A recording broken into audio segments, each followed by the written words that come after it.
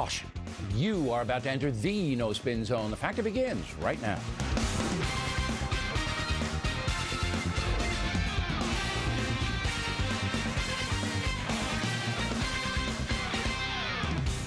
Hi, I'm Bill O'Reilly. Thanks for watching us tonight. Is our freedom in danger? That is the subject of this evening's Talking Points memo. Some Tea Party people, along with commentators like Glenn Beck and some other radio guys, believe the Obama administration and progressives in general want to curtail individual freedom.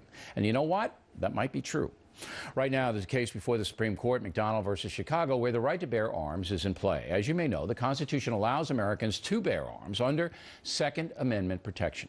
The reason the founders put that in was that they feared a tyrant might seize control of the federal government, and they wanted individual citizens to have protections against tyranny. Now, tyranny can come in many forms. For example, criminal gangs can threaten your well-being. That's tyranny. And that's why 76-year-old Otis McDonald wants to keep a handgun in his home. McDonald lives on Chicago's South Side, a very chaotic neighborhood. But the city says McDonald has no right to have a handgun. Thus, the Supreme Court case. Incredibly, the very liberal New York Times, which is supposed to champion individual liberty, editorialized this today. Quote, "The Bill of Rights once was largely thought to be a set of limitations on the federal government. Does the right to bear arms apply against city and state governments as well?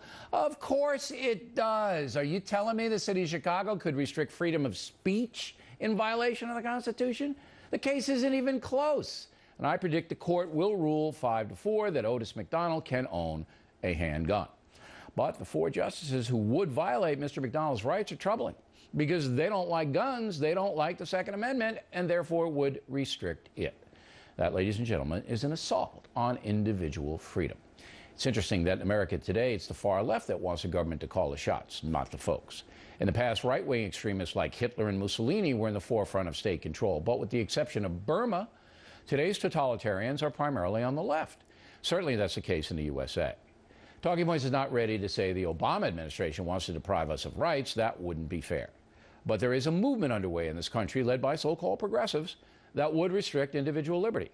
These people want the government to run the economy, to tell you how much you can and can't have, to force you to buy things like health insurance, and to take away things they don't approve of, like guns. This is a serious situation, and the Supreme Court case, McDonald versus Chicago, will be a big-time indicator of which way things are going to go. And that's a memo. Now for the top story tonight. Do I have it wrong about the progressive movement? Joining us from Washington, constitutional attorney and radio talk show host Mark Levine, and Penny Hill, a former advisor to Senator Harry Reid. All right, Miss Hill, where am I? Miss Lee, I should say. Where am I going wrong? Well, you know, the good news is freedom is alive and well today in this country. And I think where you have it wrong is that progressives aren't against freedoms. What we're saying is that we all agree that there are opportunities in the basic values of American. But what we're saying is with those freedoms come responsibility. Responsibility for the government to step in when others have gotten it wrong, or when we're facing a crisis, such as the crisis that we just had on the... I was with you, and I was actually impressed by your opening comments all the way up to until the government steps in and, okay. Now. What I'm saying is that we have responsibilities. Right, but it's not the government that steps in when there's a debate about rights and responsibilities. It's the court. And the Supreme Court will decide about this McDonald Chicago. It's not the government, because the government serves the folks, Ms. Lee. You got to understand that. Right, but right now, what the Obama administration is putting forth, and I want Mr. Levine to address this, is look, you do this, buy health insurance, for example, for the greater good. You do that, give up all your guns, because we don't like them. And that is drifting toward a very, very authoritative state, Mr. Levine, is it not?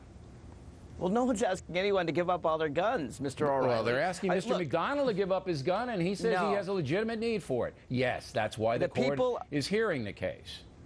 The people of Chicago voted to have gun regulations. Now, I am a liberal, strict constructionist. I believe literally in the terms of the Constitution, which says that a well-regulated militia being necessary to the security of a free state, the right of the people to keep and bear arms shall not be infringed. No one's taking away anyone's militia rights. But apart from a militia, it seems to me that instead of having judicial activists determine what guns you can have and what guns you shouldn't have, we should rely on the elected representatives of the people. You did a little sleight of hand, Mr. Levine. You left out the comma because you read something. Now, there is a comma in that, what you just read. Now, A well-regulated militia no longer exists in America, okay?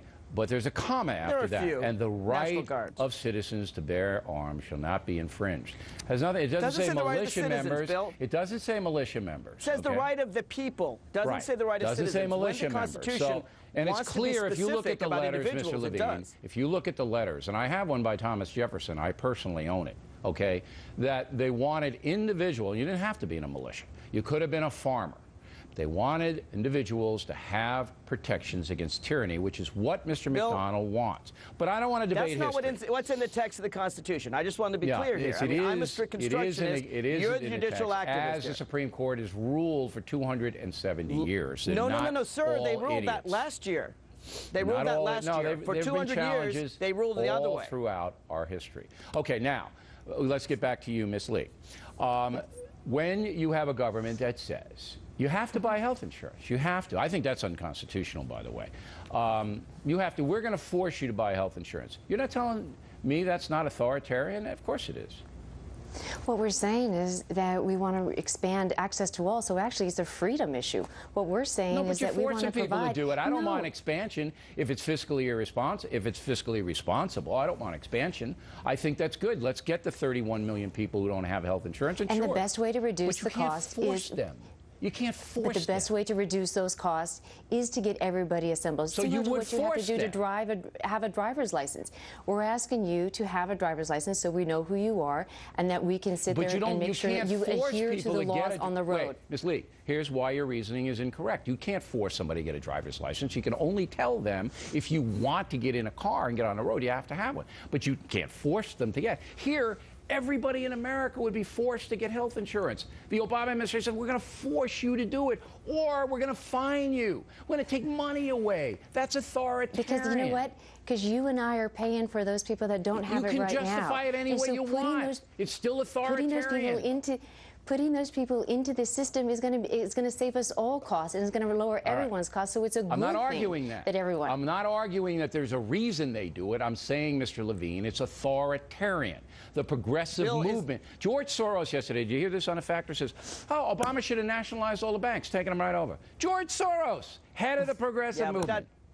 That's not what Democrats think. Bill, let me ask you a question. Do you think it's authoritarian that the government taxes you to pay for police force? That the government taxes you to pay for They have the right in the Constitution to levy taxes. They do? Yep. But wait, I may not use the police force. Doesn't matter. I may not use the firefighters. They have the right in the Constitution. They force me to buy for something Mr. Levine, I don't need. You asked a very good question, and I'll give you an excellent answer. They have the right under the Constitution to levy taxes on me, and they do. And they use that right every single day. They don't have the right to force me to buy something.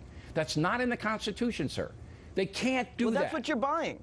You're buying health care. Health care is for everyone. Look, a lot of states force you to buy car insurance. Health care is for everyone. I'm sure there are people out there going, I don't want it. I don't want it.